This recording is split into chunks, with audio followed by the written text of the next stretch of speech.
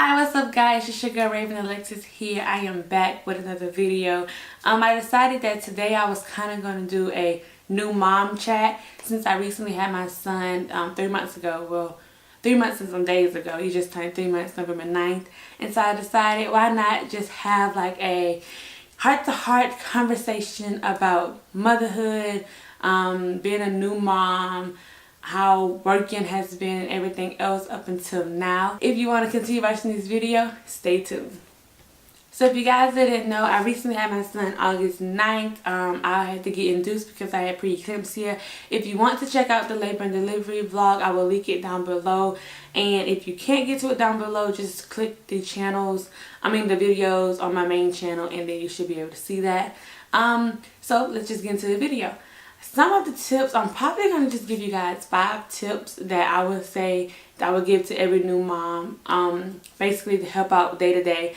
I probably would say number 1, I had a hard time when I first got home with AJ sleeping because I just felt like he was co-sleeping with me, and I felt like, you know, I am like terrified to fall asleep. So what I did was my bed had like a headboard on it, and what I would do is I would just have like the things that some people use when they're on the airplane. It's like the little pillows that go around the neck. I would have that, and I would have it like up on the headboard, and I would kind of like sleep like this a little bit. And so every time he woke up, I was able to wake up, because leaving the hospital and going through labor, I was like so tired to where I was so afraid that I would fall asleep and just be asleep for like 12 hours straight. My son woke up every 2 hours. And so what I did was I would get like a table and put the table right beside the bed. And did that light just go out? Yeah. And I would put the table right beside the bed, and it doesn't look bad. And I would like basically have everything right beside the bed. And I have like this thing where it's a caddy, and I promise you it is a lifesaver. I don't have it with me, but if you go to the hospital and it's a bucket, and the bucket has like, they normally use it for like bath time and stuff, well, take the bucket, because the bucket is a lifesaver. And I actually told my cousin about it. She's using it. So I would get the bucket, and I would put like his diapers, his wipes, his formula, his bottles, and everything in that bucket. And literally I would not leave my bed throughout the night. Call me lazy, whatever, it helped me. And it took me a while to understand that, because I got home and I was supposed to be breastfeeding, and I ended up not being able to breastfeed for, you know, a couple of reasons. I'll probably go in that in a later video, but I wasn't breastfeeding anymore. And so I'm like, I need something that's going to be easy, quick, and fast to just get to, instead of getting up at 4 o'clock in the morning to go in the kitchen to make a bottle. And so I would have the formula on the table, but then I would have all of my bottles filled with water, and that bottle's used. And like right now, he's up big bottles now, but right now I would like literally in the morning wash the bottles, have the bottles all filled with water, and have the Similac or the Enfamil on the table, so I would never have to get up and go and do all that. Especially at night, it was a lifesaver. Also, having a caddy, what I would do is I would basically, when I get up in the morning, wherever I go to the living room, I would basically sit the caddy down, and I was good. I had his blankets in the caddy. I had like his gas drops, saline drops, the little thing, the suction thing. Everything that he needed for the day was in the caddy, and it was basically, I would put it from my room to the kitchen, to the dining room, to the living room, wherever we were for that time period. And it helped me so much, and I know that's one thing that I just wish somebody would have told me from the beginning to do, because it took me about 2 weeks to actually realize, hey, why not just make a caddy and throw all this stuff in there? So I highly recommend you guys get the bucket from the hospital. It's a lifesaver. Another tip that I probably would give to moms is to basically, in the first 2 weeks, I basically had my notes, and I would basically, I'm trying to pull it up. I would basically write down each time he ate, each time he had a dirty diaper, and each time he had a wet diaper. The reason why I did that for the first 2 weeks was because I wanted to make sure that I wanted to know, okay, does he have a schedule yet? And I wanted to know, oh, well, does he have a schedule of, does he have this many dirty diapers? Does he have this many wet diapers? So that when I went to the doctor his first month or his second month, I was able to tell the doctor, hey, this is how many wet diapers he had, this is how many dirty diapers he had, this is his time when I feed him and how many ounces I feed him. So it kind of helped me learn AJ in that first month and 1 or 2, just to realize, okay, look, he's eating every 2 hours. He's having 5 dirty diapers. He's having 10 wet diapers. And so that's just like an estimate. And so it kind of helped me like know my child and know when I go to the doctor to let them know, hey, this is what's going on with my child at home. Is this normal or is this not normal? Another thing was when we first got home from the hospital, as I mentioned before, I wasn't breastfeeding. And so when we first got home from the hospital, I decided that we was going to use a Similac from the hospital that they gave us. Well, that Similac caused a lot of gas. And so I think another tip for you moms would be just when you're thinking something, act on it. So like he was crying, crazy crying, and I'm like, what is it? And so basically I was like, you know what, I'm gonna go ahead and just call the doctor and go. I'm the type of mom that whatever happens to AJ, I'm calling the doctor. Hello, we trying to figure out what's going on. And so with that, we realized that the Similac he was using from the hospital was causing him gas.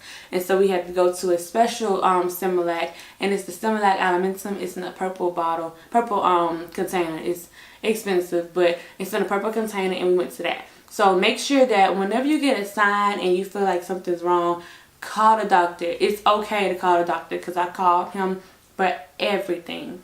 And then also I want to talk about adjusting to motherhood.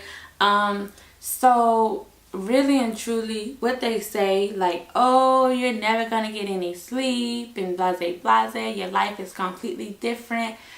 It has its like trueness to that, but it also has its falseness to that, to me, honestly, because, well, number one, I was never the I'm going to party every weekend, I'm just gonna just chill, relax, and be asleep all day at home.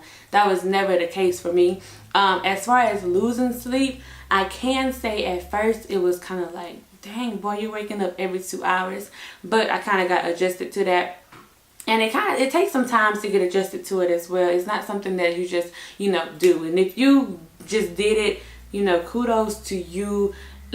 Put a comment down below if you just got it, because I really want to just shout out to you for that. But I didn't just get it. It took me some time. Luckily, I had my mom to help me a lot. So it was like when she seen that I was just dead out of it, tired, she was like, you know what, go to sleep. I'll wake you up at like 10 when it's time for him to go to bed, and then there you go.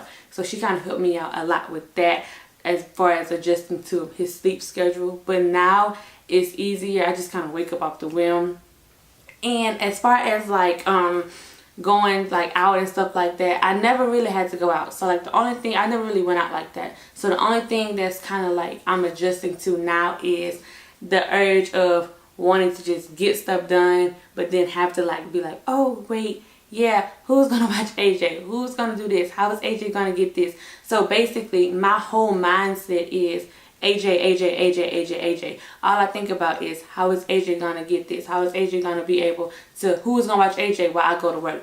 If I want to get a second job, who's gonna watch AJ? Like right now, my son is here, his uncle is back there watching AJ. You just don't hear him because AJ's asleep at the moment. So everything is just, I can't just up and do things. I have to basically be, you know, kind of slower in the process. When I was always the just do it, go, boom, boom, boom, I'm here. It's more so of, okay, I'm going to work tomorrow. Who's going to watch AJ? And I wasn't a big fan of putting him in daycare. And, you know, I know some moms put their child in daycare, and I completely understand, because personally, I do feel like daycare is, you know, reasonable. And I do feel like, well, not reasonable as in price, but reasonable as in the way that the mom will be able to get their jobs done. Because as far as like me going to school and stuff like that, I'm going back to school in January. So me going to school and working, if I didn't have the support system that I had, then of course AJ would be going to daycare. So I completely understand why people would do daycare. I'm not totally against it, but I just did not want my child to go to daycare as early as like his 6 weeks or a month or anything like that.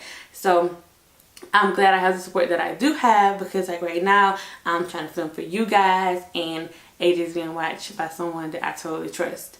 Another thing was, it kind of interfered with the whole your independence level goes to 0. So basically I was always the independent person. It was just always, I do what I want to. Why is my camera blinking? It was always, I do what I want to do, when I want to do it, how I want to do it, where I want to do it at. So like for right now, if I want to go to the store, I just get in my car and go to the store. It was never, okay, I gotta get this together, gotta figure out who's gonna watch AJ. Like I was mentioning before, the independency level of just getting up and going to work and saying bye is completely gone. You have to depend on people now more than you ever had to depend on people before. Especially for me, I was always to just do my own thing. I didn't worry about what other folks was doing. It was like, whatever, y'all good, I'm good, I'm finna go. But now it's like, hey, do you have anything due tomorrow? Because I kind of want to go to work.